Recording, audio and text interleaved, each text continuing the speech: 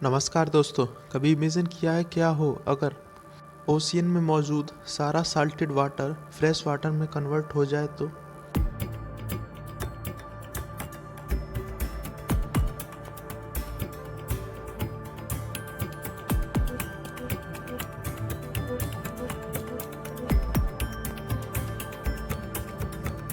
दोस्तों इस वीडियो में हम यही देखेंगे कि क्या होगा अगर ऐसा इंसिडेंट रियल लाइफ में होता है और क्या कुछ हमें चेंजेस देखने को मिलेंगे और ये कितना इम्पैक्ट डालेगा हमारी डेली लाइफ पर। लेकिन उससे पहले सवाल उठता है कि आखिर ओशियन का पानी इतना साल्टेड क्यों है। दोस्तों आपको जानकर हैरानी होगी कि हमारे ओशियंस का पानी हमेशा से इतना खारा नहीं था। 3.8 बिलियन ईयर पहले जब पृथ्वी की सतह इतनी ठंडी हो चुकी थी कि एयर में मौजूद सारी ह्यूमिडिटी वाटर ड्रॉपलेट में कन्वर्ट हो रही थी, जिस प्रोसेस को हम कंडेंसेशन के नाम से भी जानते हैं, उसी समय हमारे समुद्रों का निर्माण भी हुआ था। और क्योंकि जब स्टीम वाटर ड्रॉपलेट में कन्वर्ट होती है तो किसी भी तरह के साल्ट या इम्प्योरिटीज़ नहीं होती, तो इससे ये बात क्लियर होती है कि जब हमारे ओशियन फॉर्म हुए थे तब वो प्योर वाटर से बने थे। लेकिन फिर ऐसा क्या हुआ जिससे ये सारे साल्टेड वाटर में कन्वर्ट हो गए। दोस्तों इसका सीधा जवाब है बारिश।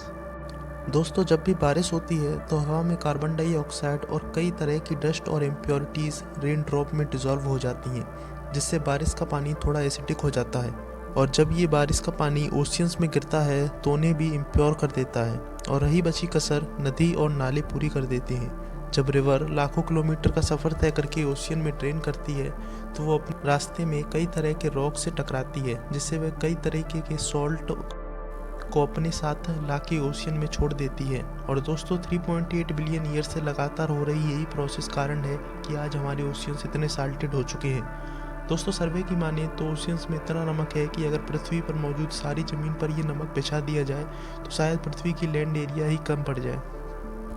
दोस्तों अर्थ पर मौजूद पानी में केवल 3% पानी ही प्योर है, जिसमें 7.7 बिलियन लोग गुजारा कर रहे हैं। दोस्तों रिपोर्ट की माने तो अगर हम इसी रफ्तार से पानी का इस्तेमाल करते रहे तो दुनिया के कई हिस्सों में 2050 तक प्योर वाटर की किल्लत देखने को मिल सकती है। लेकिन दोस्तों अगर धरती पर मौजूद सारा पानी प्योर हो जाए तो शायद हम इस प्रॉब्लम को नज़रअंदाज कर सकते हैं। हम जितना चाहें उतना पानी रोज़ खर्च कर सकते हैं। दोस्तों यहाँ तक तो लग रहा होगा कि अगर ओशियन वाटर प्योर हो जाए तो ये हमारे लिए काफ़ी अच्छा होगा, लेकिन दरअसल दोस्तों अगर ओशियन वाटर प्योर हो जाता है तो ये हमारे लिए कई प्रॉब्लम भी खड़ी कर सकता है। दोस्तों ओशियन में कई तरह के फंगस, प्लांट और एनिमल ऐसे हैं जो सॉल्टेड वाटर में ही जिंदा रह सकते हैं, तो ये मराइन लाइफ को काफ़ी नुकसान पहुंचा सकता है। और तो और दोस्तों अर्थ पर मौजूद आधे से ज़्यादा ऑक्सीजन समुद्र से ही आती है और उन मराइन प्लांट और फंगस को जिंदा रहने के लिए सॉल्टेड वाटर की ज़रूरत होती है।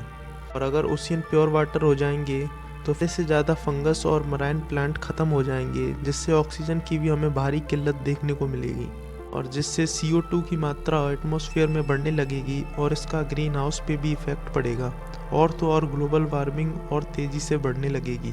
तो दोस्तों इससे पता लगता है कि ओशियन का इम्प्योर वाटर भी हमारी लाइफ पर कितना पॉजिटिव असर डालता है। तो इसे प्योर करने की वजह हम मौजूदा 3% प्योर वाटर को ही ईमानदारी के साथ यूज़ करें तो बेहतर होगा।